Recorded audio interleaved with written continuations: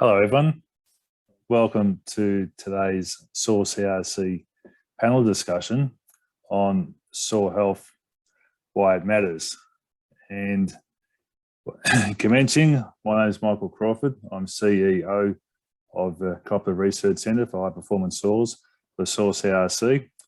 And we welcome you here to this panel discussion in celebration of World Soil Day, which was on Sunday, the 5th of December. And to discuss this quite important, relevant, interesting issue of soil health and why it matters. Firstly, I'd like to acknowledge the traditional custodians of the lands on which we meet, wherever we are in Australia, and dare I say, globally, and I pay my respect to their elders past and present. What makes soil healthy?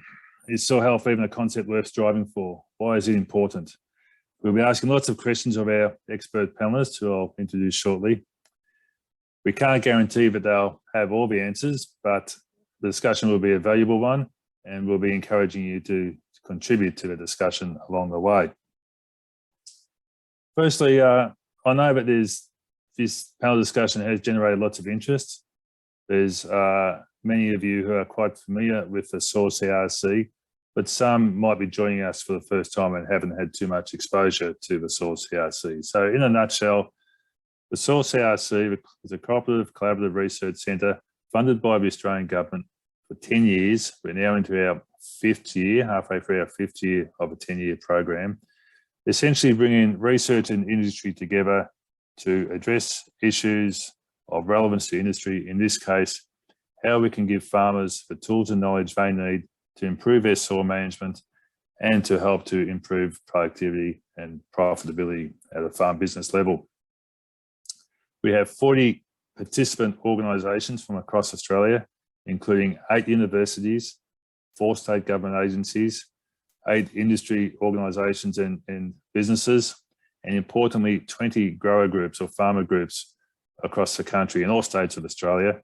And it's the involvement of and engagement of those farmer groups that helps to inform the research that we do and ensure that there is that end user relevance to what we are doing.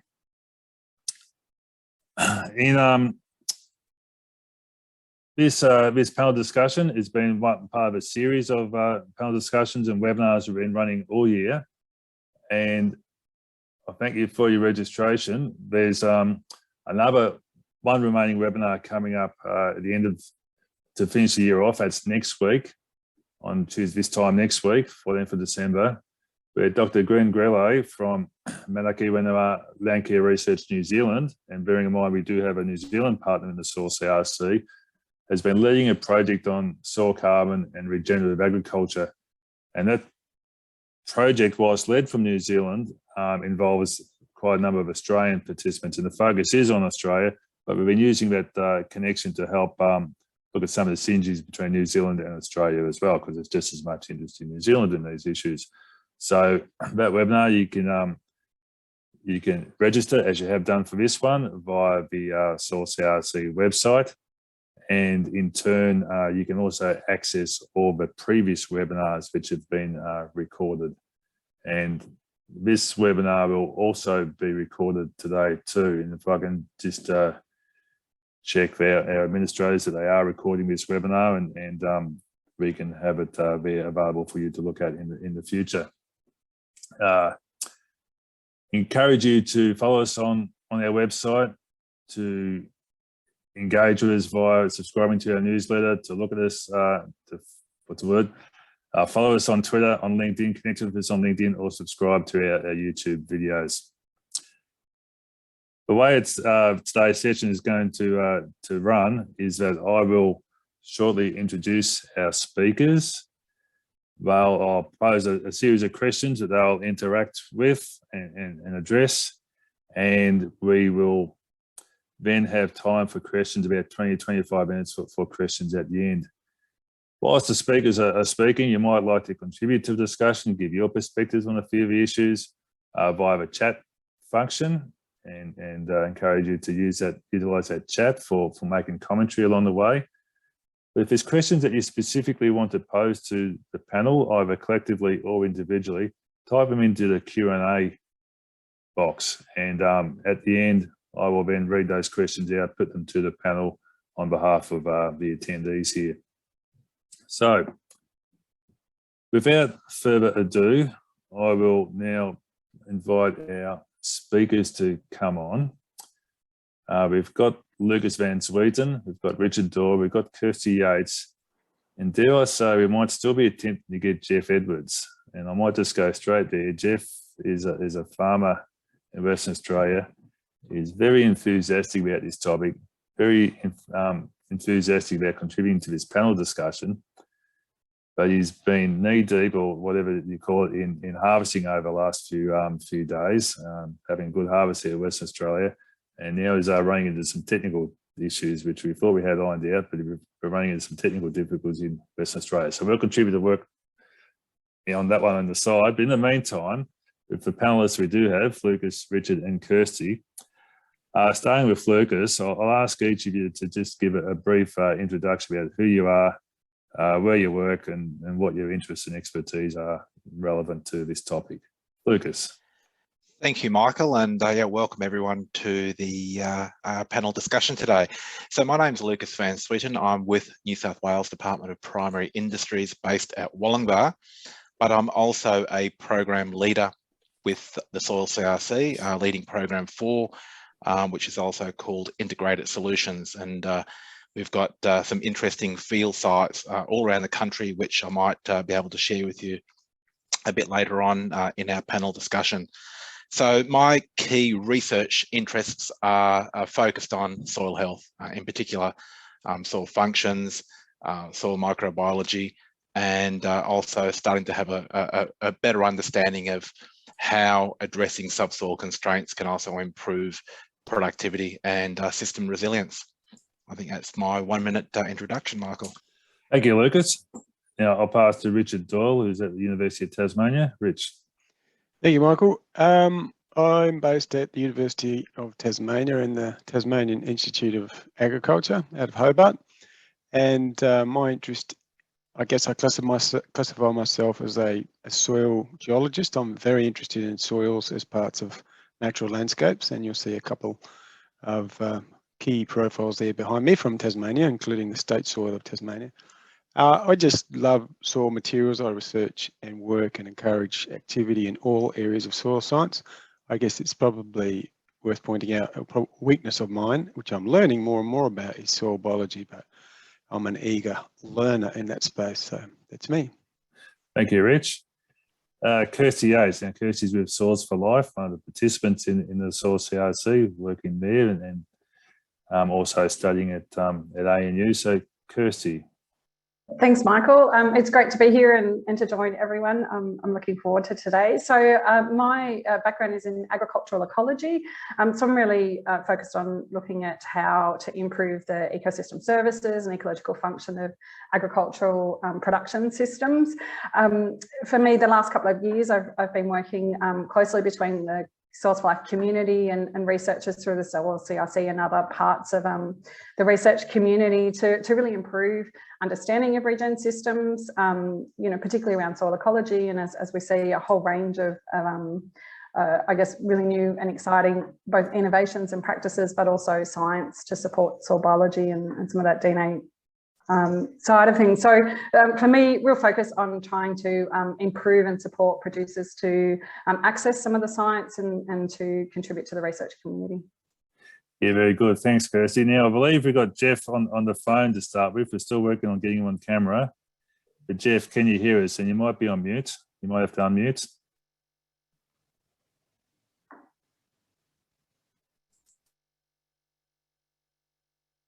Michael, Jeff. Can you hear me? Yes, we can. And yeah, just yeah. a nod from the others, we can hear you. Yeah, so Jeff, just a quick couple of words about who you are, where you're farming there in Western Australia.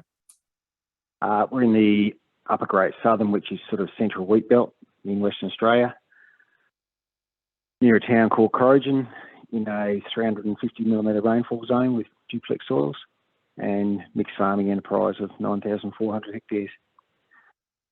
And very interested in soil health.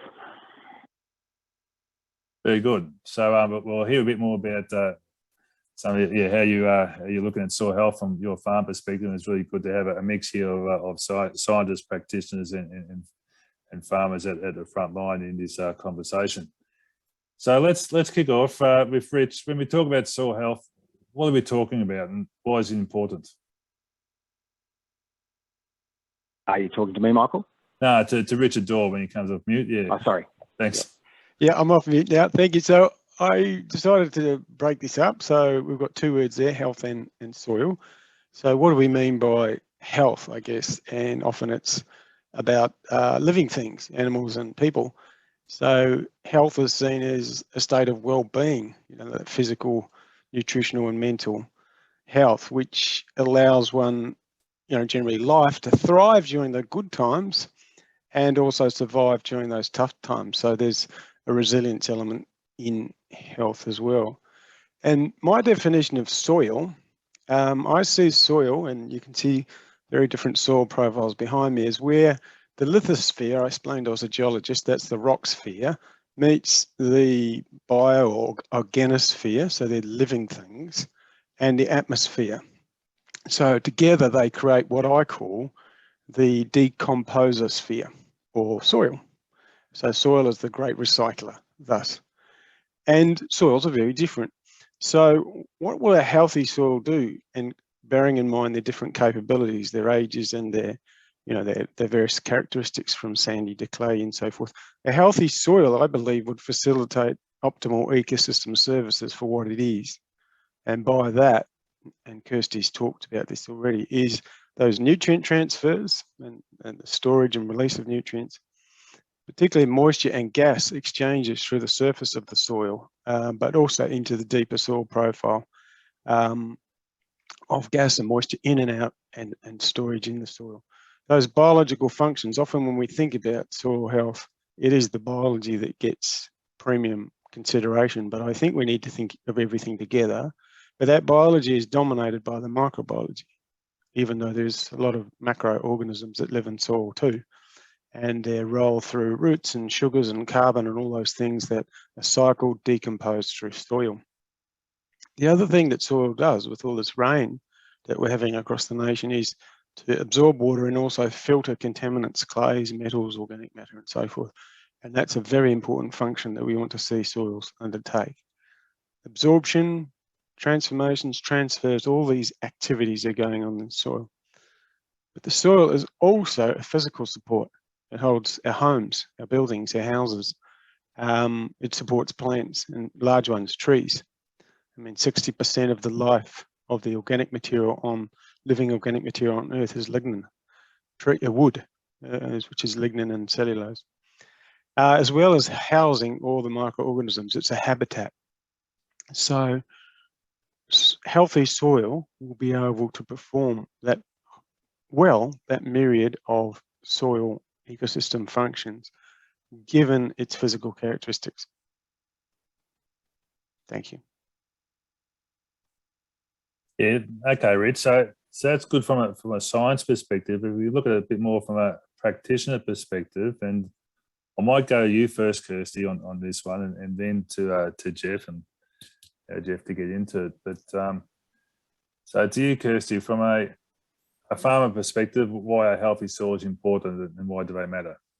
I think for me, well, for producers, I think it's healthy soils really do underpin production, resilience, and importantly, profit. Richard's talked about a really wide range of really important soil processes that contribute to this. And I think, producers can't change the soil, the inherent soil capability that they have, but through their management, they can influence the condition of that system. And in that way, they can potentially leverage more of the resources available to them. So, as you work to build soil structure in your system, you can increase water infiltration, water storage, which means you can get more plant growth and then support more soil structure, improve carbon and other processes within your soil. So I think that opportunity to build a system that can be a bit more self-reinforcing and to create a bit more resilience in the system so it's better able to cope are really fundamental.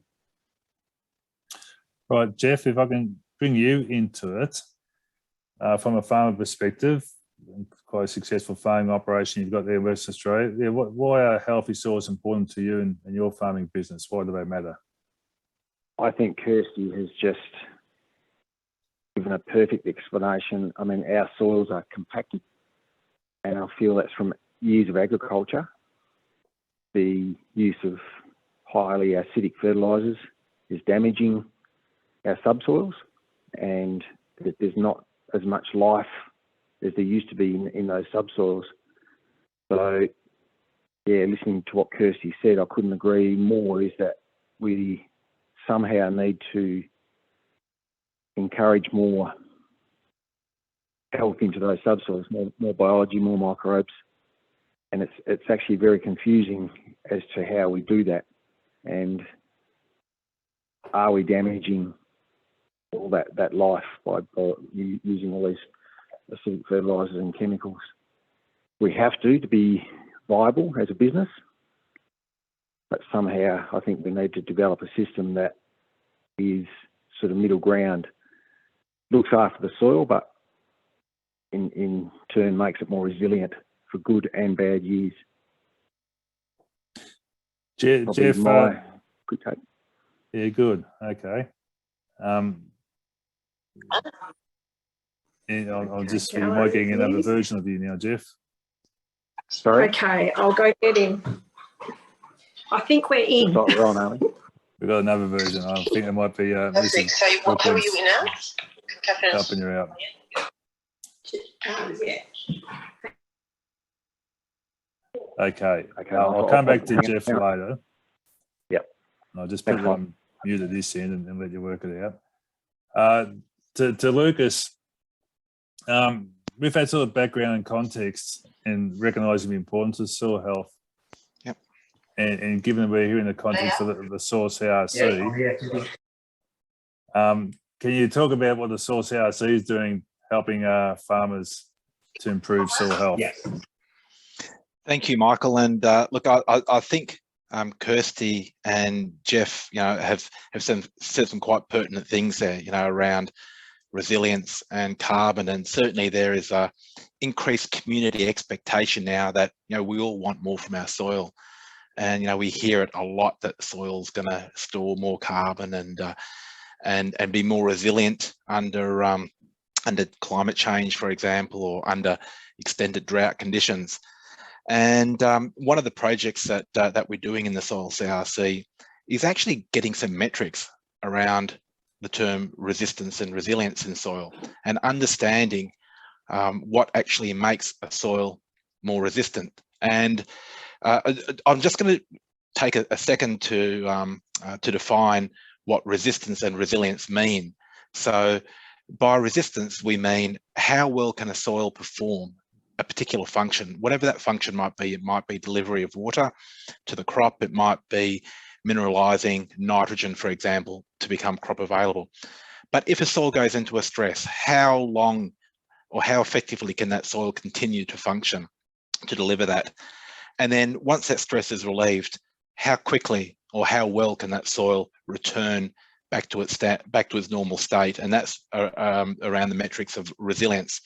So a great example there is some of the work that was happening up in the sugarcane industry with the Herbert Cane Productivity Services, where they're looking at cover crops, for example, and mixed species cover cropping to diversify the quantity and quality of carbon going into their soils. Basically, we've now got a much better understanding that where we've got that increased diversity of carbon going into the system, we also showed that we've got metrics around the understanding of improved resistance and resilience. And the project led by Terry Rose has got field sites scattered around the countryside, understanding how cover crops and intercrops can improve both soil carbon components, how they interact with soil water uptake, and also how they might lead to more resilient soils.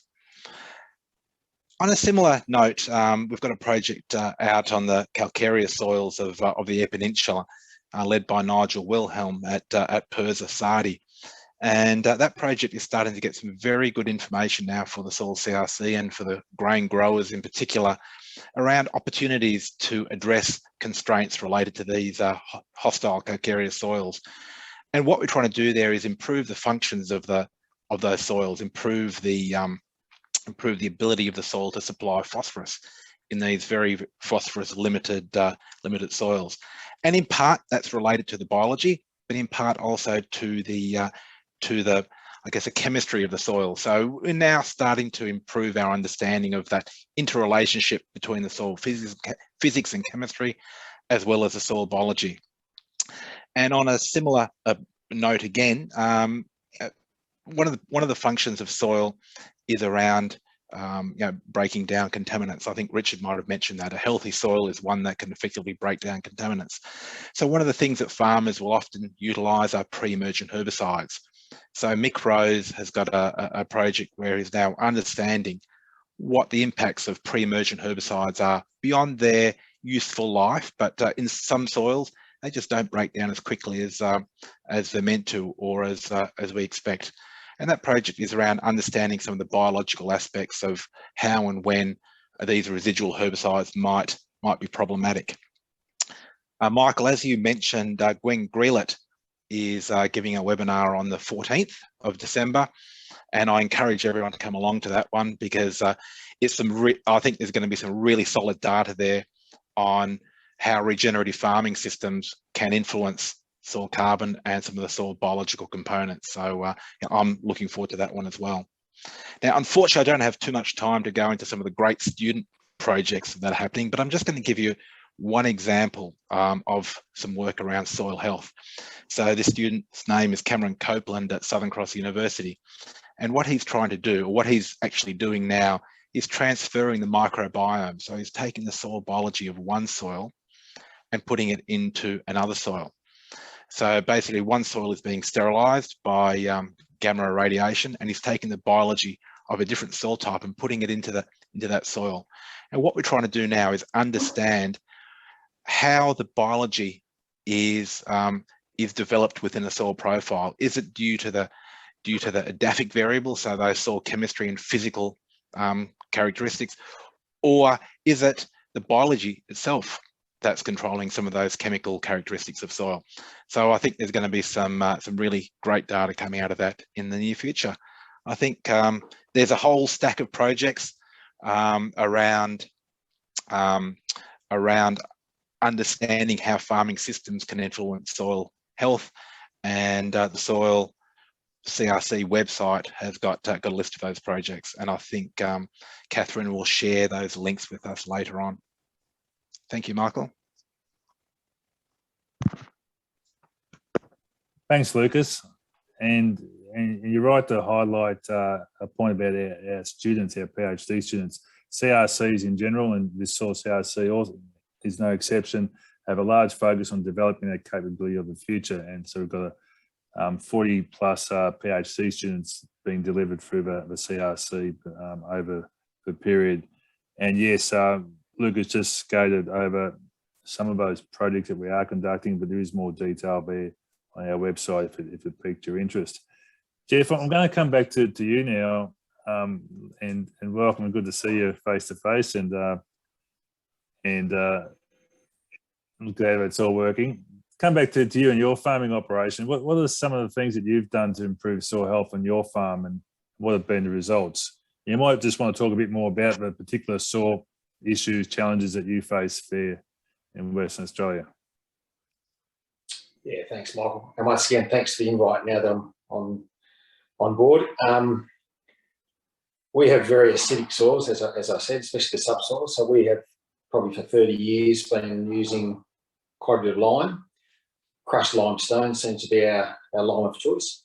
We now have a pH level across the farms of probably in the mid-5s, which for WA sampling is quite good. We have dug soil pits across the farms and tried to understand what is happening in those subsoils. And the truth is nothing, they're dead. And like I said when I was on the phone, is that from years of chemical and fertiliser? So we have tried to introduce We've done trials with mulch. We're working with a company called Carbon Ag. We've used mulch, we've used more gypsum, more lime, and we're deep ripping with a machine called a bed nail, which is like an inversion ripper.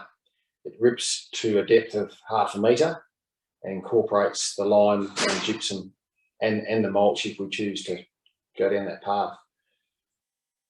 Next week, we're doing deep core testing on those areas that we've done over the last 2 years to try and get an understanding of what it's certainly given us a yield benefit. Across the board, it's probably a tonne to the hectare. Last year and this year, we're harvesting out in some of those areas, and the yields we're getting from those areas is outstanding.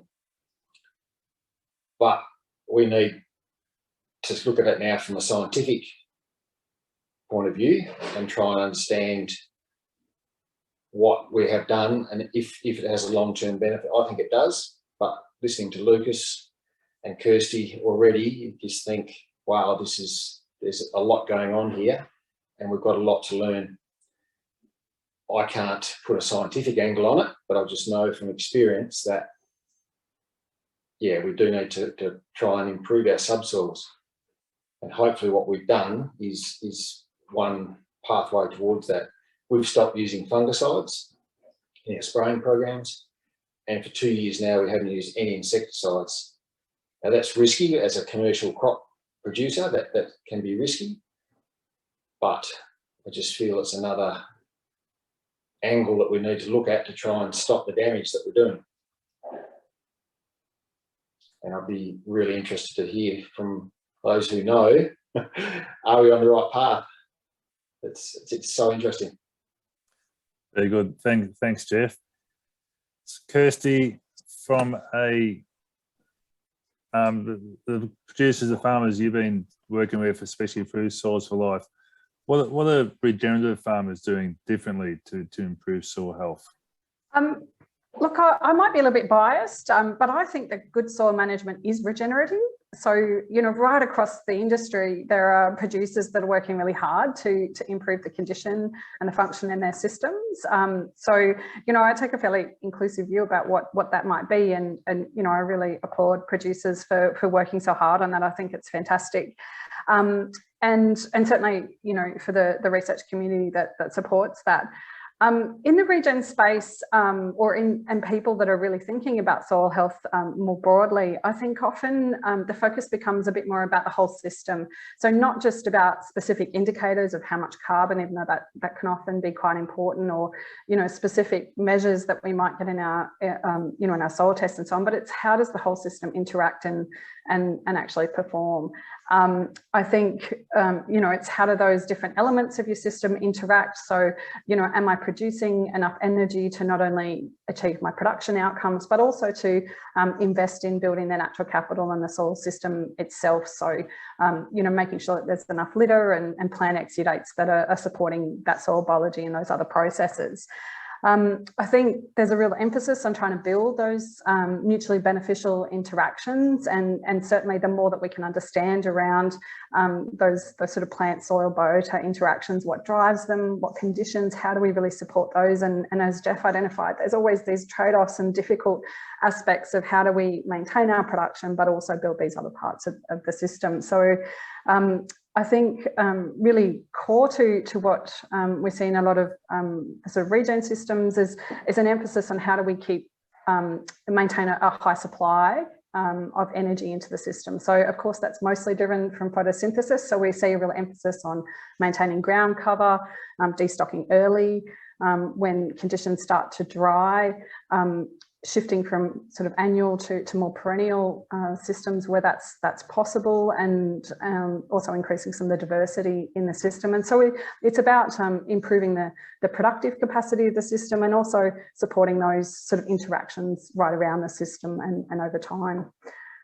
But of course there's much more, and I think responding to those local conditions and the context that each producer has, I think is also a really important part of that, right across the sector.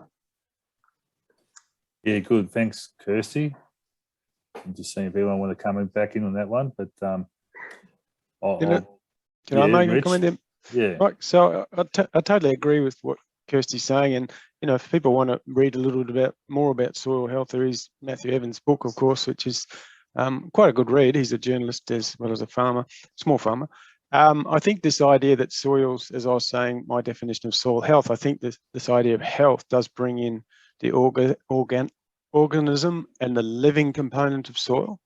And so constantly feeding the soil or trying to maintain carbon and carbon inputs and sugar inputs is critical to improving soil health, I believe. And the other thing about all of this is, if we think about the work and research and investment and money that goes into understanding human health and the tiny, tiny proportion that goes into soils and how complex soils are. I mean, we don't know about 90%, 95% of the organisms living down there.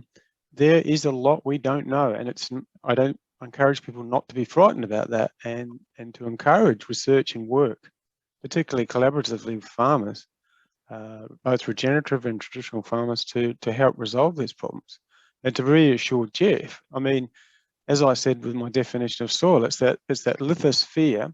But if that lithosphere is missing key elements that you need for life, you know, you need lime or you need sulfur that comes with gypsum or whatever it might be, you can't, soils aren't nuclear fusion devices. You can't make elements that don't exist there. So please feel confident getting good advice and restoring those soils that don't have those elements. That's not going to damage soil. But obviously the quantity and frequency of application would need to be measured and justified. Thanks, Lucas. Yeah, thanks, Michael. And I'm just responding to a couple of the chat comments, which are really reiterating both what Jeff, Kirsty, and Richard have already said. In that, you know, we know that certain soil functions, some biological functions, are severely constrained when, you know, soils become acidic. You know, in particular, you know, the nitrogen cycle can be severely altered, you know, when we start looking at pHs below about 5. And similarly, you know, one of the aspects that really hasn't been highlighted too much yet is the role of soil biology in developing aggregation. And, you know, where we start losing fungi out of soil or start limiting the diversity of the fungi and the mycorrhizae in soil, you know, we start limiting those glues that develop aggregation. And, you know, I think there is a fair bit of effort now going towards better understanding how those soil biological components interact with the organic carbon in soil to develop soil physical structure. And, you know, we all know that improved soil physical structure has got a range of benefits, from carbon sequestration through to infiltration and water availability and root access. Thanks, Lucas. Now, to the audience, I'm going to open this up for questions shortly to the panel. So please type them into the Q&A box so we're ready to go. But in the meantime, I'll go to Rich, back to Rich again, and partly a bit of a segue from your previous comments. Rich, how can we measure soil health? What should farmers be measuring? And is there some simple way of doing this, or is it a bit more complex? I think, Michael, it comes back to asking defined questions and clear questions, because soils have a multitude of health functions. And, you know, what is it that we need to measure today? So what are the critical functions that you want monitored? You know, is it moisture? Is it nutritional health? Is it that carbon functionality? And, you know, maybe you're changing to regenerative farming and you want to see how your fungal growth is able to facilitate nutrient transfer, particularly things like phosphorus and nitrogen. Also, then the next question would be, okay, so these are the few things that I really need to measure for my soil to improve its health and function. Would be, what is the most cost-effective way of doing that? And is it calibrated? Like, do we know the history of this test? Is it reliable?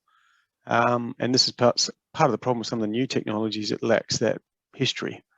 But, you know, things change and things need to evolve, and the sensing capability and the smartphone capability and the you know, infrared capabilities are expanding what we can do and how quickly we can measure it. So that then comes to some of the work that the CRC is doing, and I guess I declare my interest that I'm program leader for the Soil CRC for Program 2, which is about trying to advance some of these ways that we measure soil soil and soil health. Did you want me to discuss a few of those, Michael, or was that enough dot points there? Give you another minute, Rich, and still encourage questions to be asked in the box. Yeah, so with our work in the soil CRC, we were trying to think how can things be done, more broadly across the farm at lower cost, and use as much communication technology as possible, because often collecting the samples is the expensive bit, and getting a good representative sample is difficult. I don't think the cost of measuring in a laboratory is expensive at all. It's the cost of getting it. So we decided to work on things in a range of ways to look at the wet chemistry in the soil. So what is, at the end of the day, roots are drinking from the soil. They're drinking the nutrients up through the soil, in the soil water. And so how might we measure that, but also maybe look at the gas exchanges? Maybe go around the soil moisture and actually also look at gas exchanges. So we're working on that. We're also looking at the use of electrochemical sensors, because a lot of these things, these chemical processes are, mitigating hydrogen ion flux and electron fluxes. That's what they are. They're chemical reactions. So can we measure that directly and try and get some sensors of that? And also trying to help farmers better understand, or be able to more easily understand and interpret soil moisture data. So often it's very easy to measure the content of the water in the soil, the volume, the total, how much water is in my bucket. But, water in a soil is not like water in a bucket. It's bound in the pores and stuck to clays and, down tortuous soil pores. So it's often the energy that a plant would have to use to get the water out of the soil that matters. And, how deep is that root system in the soil to extract that? And that comes back to some of Jeff's ideas and his interest in, which I totally applaud, in expanding root growth into subsoils. Maybe, Jeff, when you've dug your soil pits, and I think that's great, how I like soil pits, but, testing, and hopefully the soil CL will be able to provide this, being able to quickly test, okay, it looks barren, but what's a simple biological test I can do in field to see whether that is indeed barren, or there are little guys down there doing something for me? 100%, Richard. Yeah. Sorry, Michael. Yeah, go, Jeff. Yeah, respond, please. Yeah. How do I put that into words? When you look at the subsoils and the lack of moisture, oxygen, and apparent biology and animal things living down there, it's like you said, it would be good to have some sort of test you could do to find out exactly what is living there. The plant roots aren't. They're getting to a level of probably 20 centimetres and just flatlining. They don't want to go down there. It's a nasty environment. Yes. That's commonly it is aluminium, and you've talked about that acidity problem because aluminium is quite toxic. Yeah.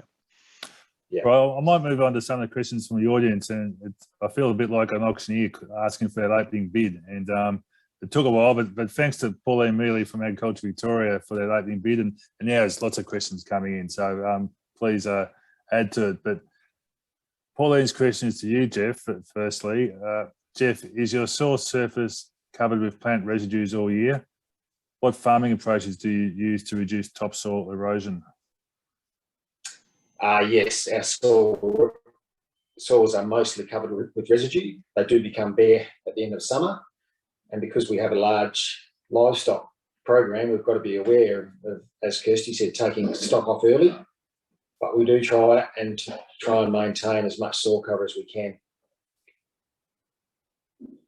It can be a challenge in WA, but we do try and keep that soil cover there. All your neighbours, is it a standard district practice, or you see a bit of variability across the district? There's a lot of variability, but more and more people are trying to keep that soil cover. Okay, good.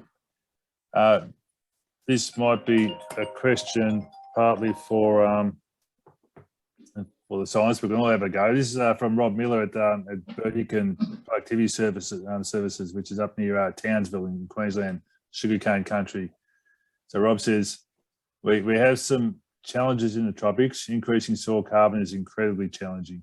We have trial sites where sugarcane trash has been retained year after year for the last few years, probably around 10 to 15 tonnes of dry matter per hectare per year of trash, with no measurable increases in soil carbon in the 0 to 20.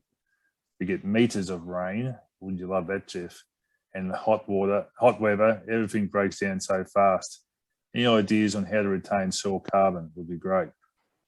Lucas, I know you've got some familiarity with that country. Thank you, Michael. And yeah, it's a great question, Rob, and it's an intriguing problem, conundrum that you've got there. So I'll catch up with you later, Rob, but yeah, we've actually done a fair bit of work on why sugarcane trash doesn't result in increased soil carbon content. And indeed, it causes a phenomenon known as positive priming, whereby that carbon content actually stimulates soil microbiology to break down the native soil organic carbon content. And the reason it does that is that sugarcane trash is a little bit like white bread. It's got lots of energy, but it's not very nutritious. So the microbes actually need to go to the soil organic carbon to get their nutrition, to get their nitrogen and phosphorus, because the stoichiometric ratio, so the amount of carbon to the amount of nutrition in that trash is very high. And I guess similarly, you know, if we ate white bread, you know, we'd have lots of energy, we'd be running around, but in the long term, it probably wouldn't do our health a heck of a lot of good. So I think in those sugarcane farming systems where there is a lot of biomass going on to the ground, I think the key is going to be diversity of that carbon. So, you know, let's start having a look at other sources, and it might be mill mud, for example. It might be the odd cover crop at the end of a cropping cycle where we're introducing some carbon from legumes into the farming system. And again, if we can start looking at improving the soil structure, which is also dependent a bit upon soil type and the amount of clay content that's present, we can then start having a look at increasing the stability of that new carbon coming into the system. But yeah, I'll send you that paper up. In a sense, it's saying that system is exceedingly healthy. In other words, it's got the moisture it needs, it's got the warmth to be active, and it's getting the food, so it's just emptying the refrigerator constantly. But yeah, you'd like to put it on a slightly tougher diet.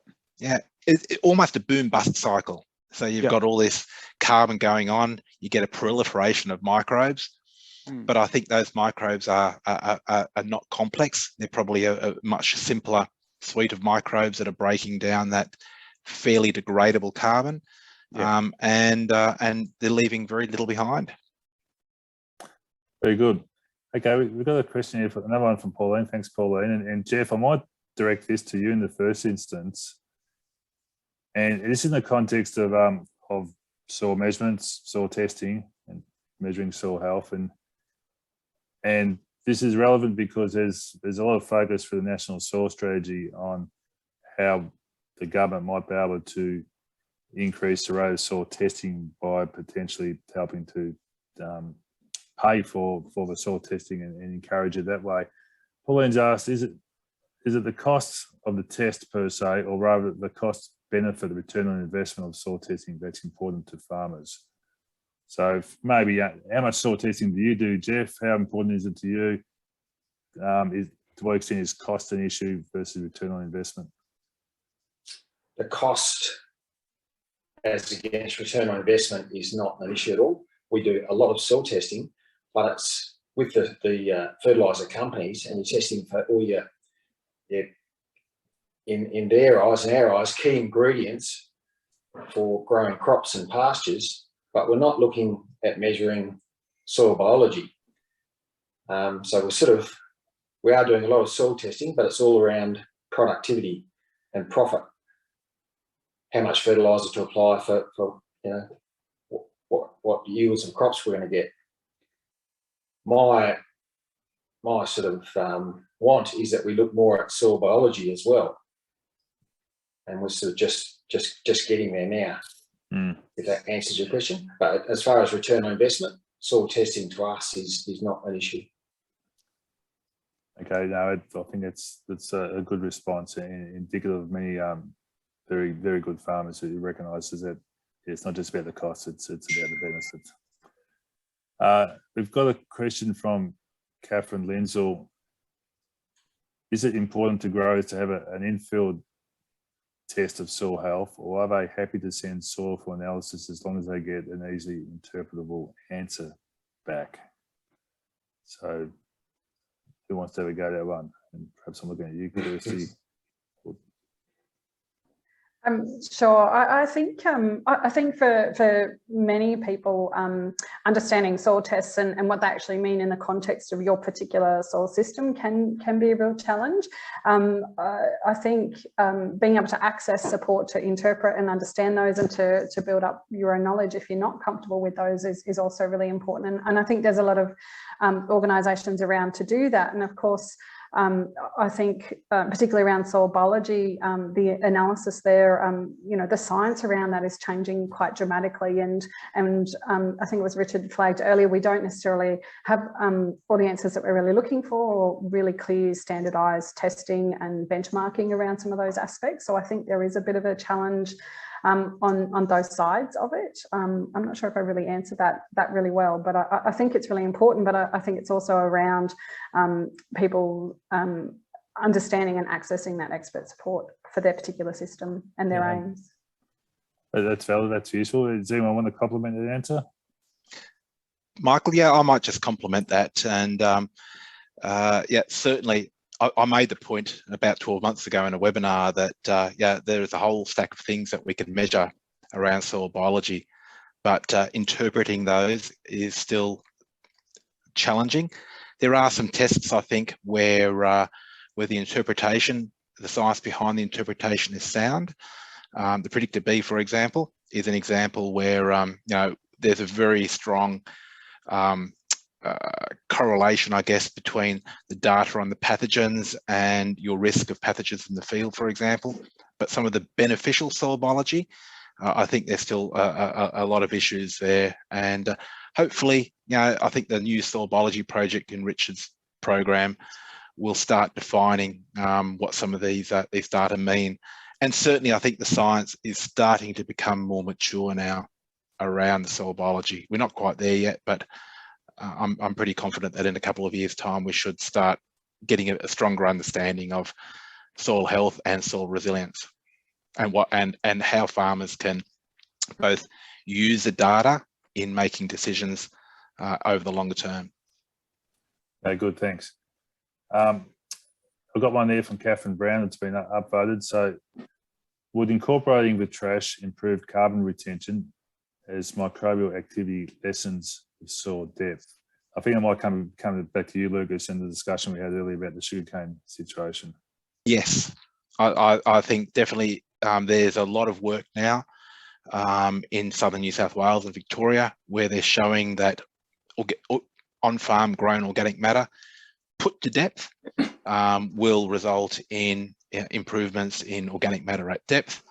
And that also then addresses a range of other constraints. So I do believe that if we can get that trash to depth, it will both increase the carbon content, but probably result in other benefits to the soil profile. If I can add to that, in some discussions I've been having recently with a few farmers in space. So the research is convincing, and the benefits are convincing. It's how we actually convert that to scale at hundreds of hectares, thousands of hectares, at a rate that's achievable, affordable, economic, effective. And so there's other technologies, the engineering, the machinery that we get to do that is part of a challenge which goes beyond the soil science and a whole range of other areas. So, very much aware of that. Michael, can I just... Yeah, please. Sorry, Michael, something we're doing is incorporating stubbles more over the last few years. We've got a 40-foot wide machine called a Powerflex. It's made in New South Wales. It's a offset disc machine with crumble rollers at the back. And yeah, we're doing probably about 1,500 hectares of stubbles a year after summer rain. But once again, it's a feel-good thing, and we know it helps with our soil health, but measuring it is the next step. And something Lucas said about all these things, a common word I hear from other farmers is it's complex and confusing about what's right for our soils and what's not. So hopefully with what's happening in 3 or 4 years' time, it's not confusing, and there's some actual science and numbers around. Yeah. Okay. No, thanks, Jeff. No, it's interesting. And Rich? I was just going to say, continue to be reassured that, when even I go to my doctor and my low density and high density cholesterol's gone this way or that way, I'm confused. And, we've done a lot of research on these things, and then there's paleo diets and there's this diet and that diet.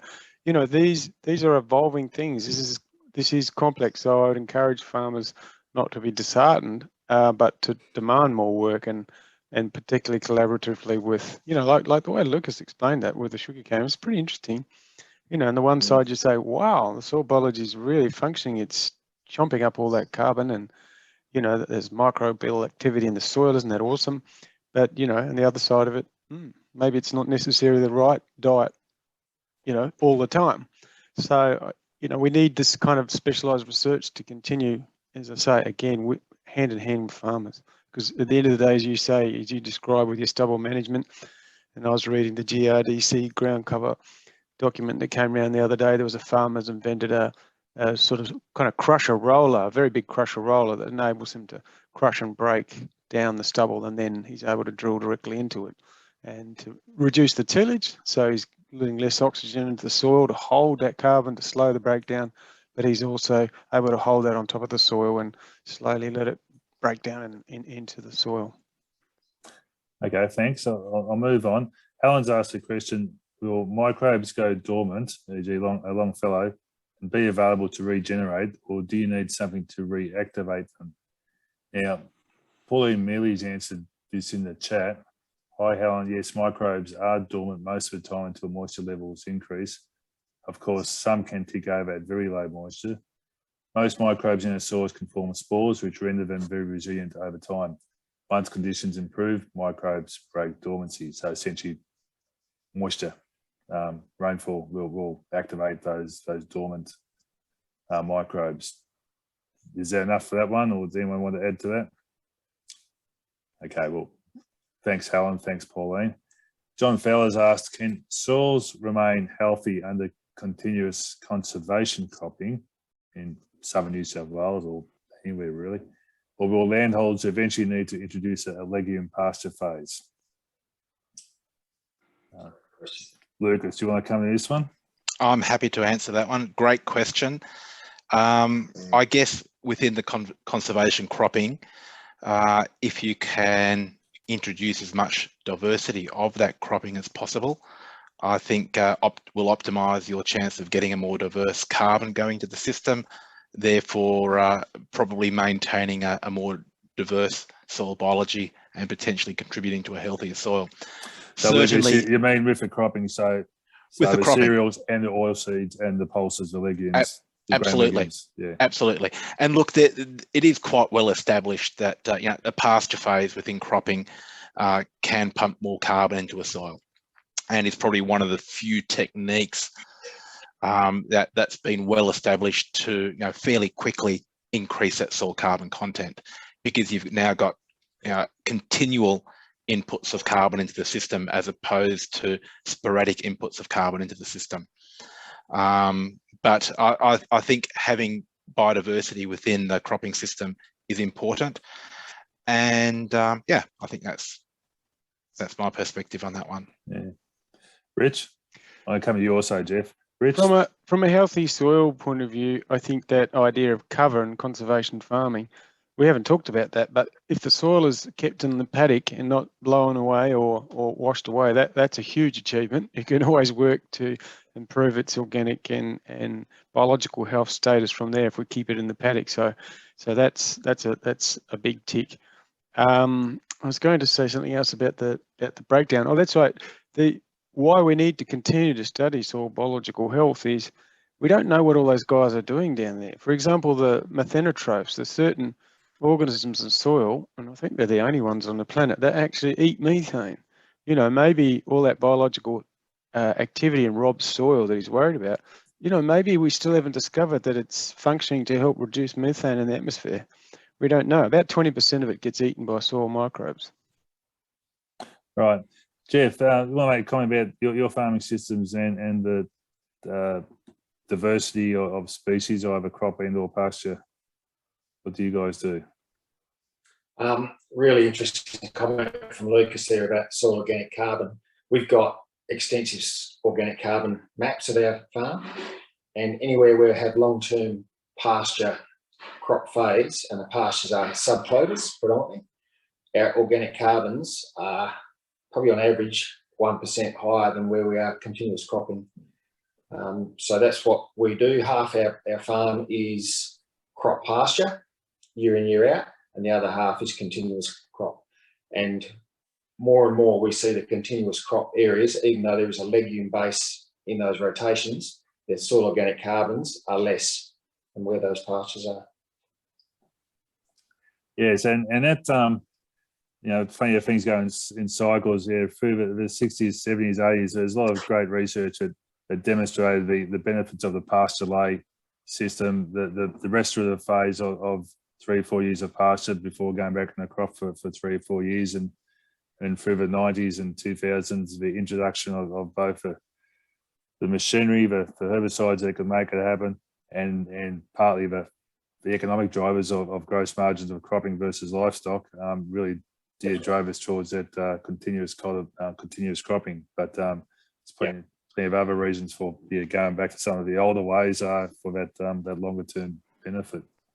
Yeah, but Michael, could I just add on to that? So, you know, we've talked about the carbon inputs from the plant, but we haven't mentioned the carbon inputs and the influence of the livestock as well. So within your pasture lay, you've now got livestock in the system, which adds an extra set of complexity to the biodiversity, both the carbon inputs and also the microbiology. So I think there are multiple benefits of having that pasture lay. Yes. Okay, listen, we're just about up on time, 12:59. I'm going to thank everyone for their contributions, their participations, both for the stage questions and the more general chat towards the end.